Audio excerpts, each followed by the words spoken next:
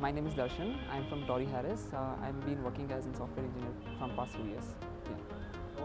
It's like I'm basically a front-end developer, and moreover, we need to know how the standards is and how we need to code and what is the current technology and what all the different expectations the world meets. So we wanted to know that basically, and this GITS what we attended previous year also I have been attended. It was a great sessions, and this year it was like for web and mobile. There were so many interesting topics like machine learning, Dockers for web, and some others like Node.js in depth, and some Angular, React, and comparison between the current technologies. So all those were really nice, and I liked among that this TensorFlow JS, the machine learning concept basically. So it was very nice. Who was your